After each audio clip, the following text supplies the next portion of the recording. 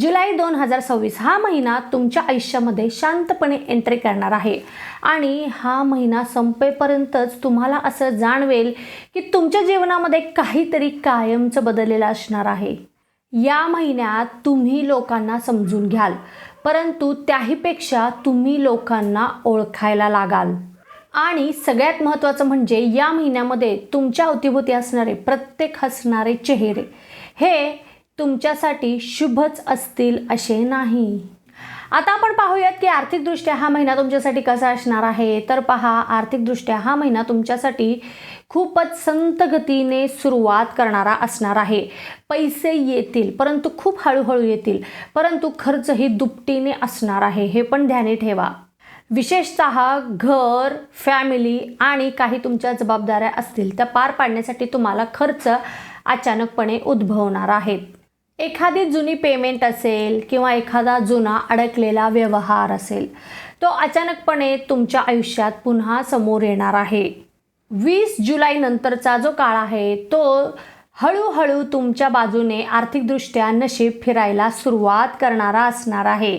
कारण याच काळामध्ये अचानक धनलाभ होऊ शकतो किंवा तुमचे कुठे पैसे अडकलेले असतील, पैसे बाकी येणे असतील तर ते येतील आणि त्यामुळे तुमचे जे काही व्यावहारिक आर्थिक प्रॉब्लेम असतील ते सॉल्व्ह होतील. आता व्यावसायिकदृष्ट्या हा महिना कसा असणार आहे तर पाहूयात. हा महिना तुमच्यासाठी सायलेंट ग्रोथ घेऊन आलेला आहे. म्हणजेच ग्रोथ ही दिसणार आहे, परंतु ती खूप सावकाश रीतीने होणार आहे. या महिन्यामध्ये तुमची होणारी जी ग्रोथ आहे ती अजिबात लाऊड नसणार आहे, तर ती स्लोली बिल्ड होणार आहे आणि त्यामुळे तुम्हाला स्वतःलाही ते कळणार नाही. सोबतच व्यवसायासाठी जे काही नेटवर्किंग लागणार आहे ते या महिन्यामध्ये वाढल्याचे तुम्हाला दिसेल आणि काही नवीन संपर्कामध्ये तुम्ही येणार आहात आणि त्यामुळे पण तुमचा नक्कीच जास्त फायदा होणार आहे.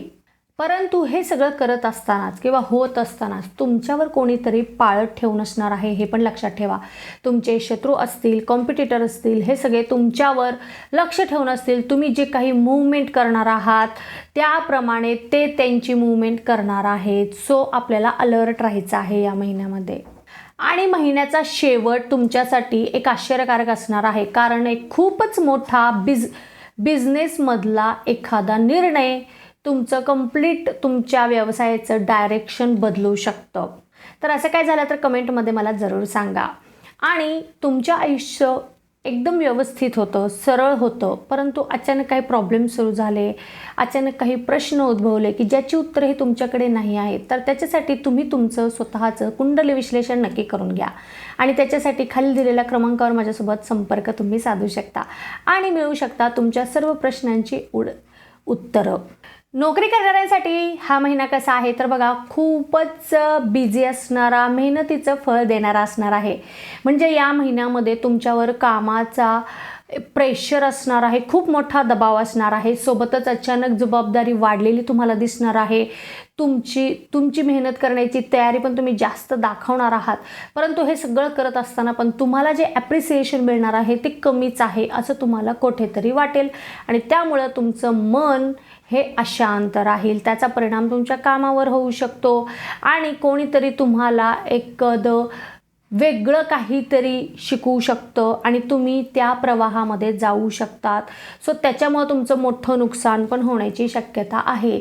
म्हणजे कामाच्या ठिकाणी एखादं पॉलिटिक्स असेल कोणाबद्दल तरी, मग त्याच्यामध्ये तुम्ही इंटरफिअर कराल, तुम्ही बोलाल आणि सगळं तुमच्यावर ब्लेम फक्त तुमच्यावर येऊ शकतं आणि त्याच्यामुळं फक्त आणि फक्त तुमचंच नुकसान होण्याची दाट शक्यता आहे.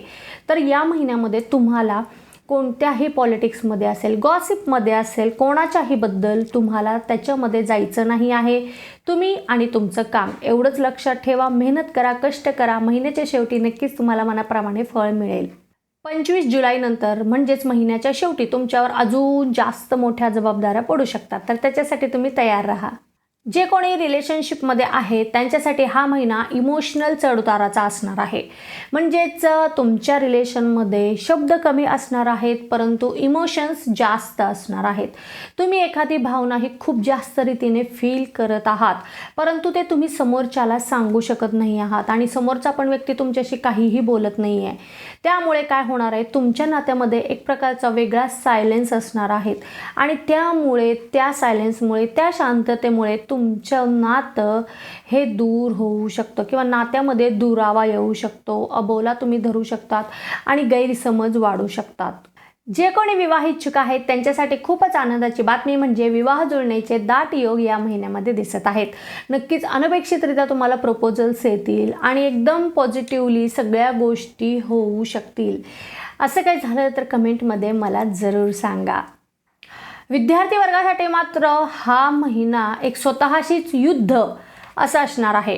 पहा, तुमच्याकडे कन्सिस्टन्सी खूप आहे, तुम्ही खूप मेहनत करता, तुमच्यामध्ये प्रत्येक गोष्ट करण्याची क्षमता आहे, तुम्ही ते करू शकता. परंतु अधूनमधून तुमचं मन हे विचलित होतं आणि त्याचं कारण तुम्हाला शोधणं हे खूप गरजेचं आहे.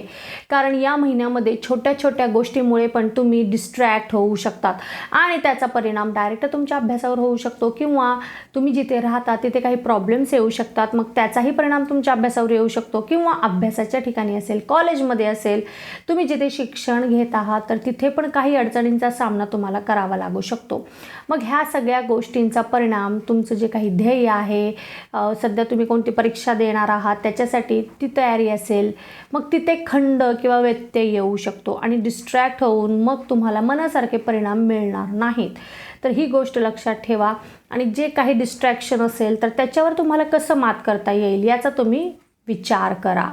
कारण मनासारखे परिणाम मिळतील परंतु मेहनत आणि कष्ट हे तुम्हाला खूप करावे लागणार आहेत. महिला वर्गासाठी मात्र हा महिना एक खूपच इमोशनली इम्बॅलन्स असणार आहे, म्हणजे एक भावनिक गोष्टींनी भरलेला असणार आहे. या महिन्यामध्ये तुम्हालाच कळणार नाही की तुम्ही एवढे इमोशनल का होत आहात. तुम्ही वरवरून तर असं दाखवतात की मी खूप स्ट्रॉंग आहे, मला काही फरक पडत नाही आहे, परंतु आतमध्ये कुठेतरी तुमच्या मनामध्ये सतत एक युद्ध चालू असतं की काही गोष्टी तुम्हाला करावयाच्या असतात पण ते तुम्हाला करायला मिळत नाहीत किंवा एक द्वंद्व चालू असतं तुमच्या मनामध्ये. सो हा महिना मानसिकदृष्ट्या खूपच महत्त्वाचा आहे कारण तुम्ही खचून जाण्याची शक्यता आहे किंवा मानसिक एक अशांतता निर्माण होण्याची शक्यता आहे. तर तुम्हाला खूप लक्ष द्यावं लागणार आहे स्वतःकडे. तुम्ही लोकांना खुश ठेवण्याच्या विचारामध्ये किंवा लोकांना नेहमी खुश ठेवण्यासाठी जे काही प्रयत्न करतात ते प्रयत्न करत असताना तुम्ही स्वतःचं जी शांतता आहे, ते पीस आहे ते तुम्ही कुठेतरी गमावत आहात असं तुम्हाला विचारेल. दुसऱ्यांना खुश ठेवताना तुम्ही स्वतःला गमवत आहात, स्वतःचं व्यक्तिमत्व विसरत आहात. मग याची कुठेतरी जाणीव तुम्हाला या महिन्यामध्ये नक्कीच होणार आहे आणि त्याचा पण जास्त परिणाम हा तुमच्या मनावर होणार आहे.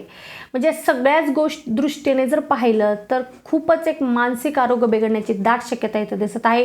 ते बिघडली तर शारीरिक आरोग्यावर त्याचा परिणाम 100% होणार आहे. मग शारीरिक स्वास्थ्य बिघडणार आहे तर तुम्हाला खूप काळजी घ्यायची आहे. जमत असेल तर मेडिटेशन करा किंवा अध्यात्माचा तुम्ही वापर करू शकता. थोडंसं स्वतःचा शोध घेण्याचा प्रयत्न करा म्हणजे तुम्हाला जी उत्तरं हवी आहेत ती उत्तरं नक्कीच मिळतील. आणि विशेष करून तुम्हाला 12 जुलै ते 19 जुलैच्या या काळामध्ये कोणतेही निर्णय घ्यायचे असतील तर ते भावनेमध्ये अजिबात घ्यायचे नाही आहेत, इमोशनली तर घ्यायचेच नाही आहेत. विचार करा, जर तुम्हाला जमत नसेल तर मोठे जे कोणी असतील व्यक्ती त्यांच्यासोबत तुम्ही सल्लामसलत करू शकतात आणि मगच निर्णय घेऊ शकतात. मग ते घरातील असतील, घराबाहेरील असतील, कोणतेही असतील, स्वतःबद्दल असतील, तर थोडासा विचार करून निर्णय घ्या. ज्येष्ठ व्यक्तिवर्गासाठी मात्र हा महिना आनंदाने भरलेला असणार आहे. पहिली गोष्ट तर तुम्हाला काहीतरी करायचं होतं तर त्याच्यासाठी तुमच्या कुटुंबाची संपूर्ण रीतीने मदत मिळणार आहे आणि करण्यासाठी तुम्हाला विशेष करून एक प्लॅटफॉर्म मिळणार आहे. तुम्हाला नवीन काम सुरू करायचं आहे तर सर्वोपरी त्याची मदत तुम्हाला मिळणार आहे आणि त्यामुळे तुमचं जे स्वप्न पूर्ण झालेलं आहे त्याचा एक तुम्हाला आनंद म्हणून तुम्ही खूप आनंदी असणार आहात. परंतु हे सर्व करत असताना आरोग्याची काळजी घ्यायचं खूप महत्त्वाचं आहे. BP असेल, झोपेचे त्रास असतील, अपचनाचे त्रास आणि सांधेदुखीचा त्रास तुम्हाला होऊ शकतो तर त्याची काळजी घ्या. परंतु 18 ते 24 जुलैच्या दरम्यान तुम्हाला खूप काळजी घ्यायची आहे. तुमचं जे काही काम तुम्ही करत आहात ते काम करत असतानाच एखादं सत्य तुमच्या समोर येऊ शकतो. मग त्याच्यामुळे तुम्ही लोकांवर विश्वास ठेवायचा की नाही हा प्रश्न पण तुम्हाला पडू शकतो आणि याच्यातील नेमकं कोणती गोष्ट तुम्ही अनुभवणार आहात ते तुम्ही मला कमेंटमध्ये जरूर सांगा.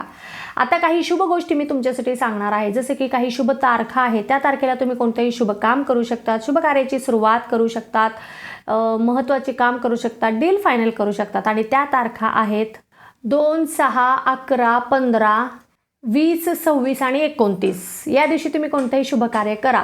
परंतु अशाच रीतीने काही अशुभ तारखा पण आहेत ज्या दिवशी जेणेकरून आपण शांत राहायचं आहे, कोणतंही रिॲक्शन करायचं नाही, कोणतीही प्रतिक्रिया द्यायची नाही, कोणतंही महत्त्वाचं काम करायचं नाही. आणि त्या अशुभ तारखा आहेत 5, 9, 14 आणि 22 या तारखेला शक्यतो जे रुटीन आहे तेवढंच करा. तुमच्यासाठी शुभ रंग आहे गडद निळा आणि काळा. शुभ अंक आहे 8, 10, 17 आणि 26. शुभ वार आहे शनिवार आणि शुभ दिशा आहे दक्षिण दिशा. मकर राशीचा स्वामी शनी आहे आणि या महिन्यामध्ये शनी महाराज तुम्हाला पेशन्स आणि रियालिटी या दोन्ही गोष्टी शिकवणार आहे.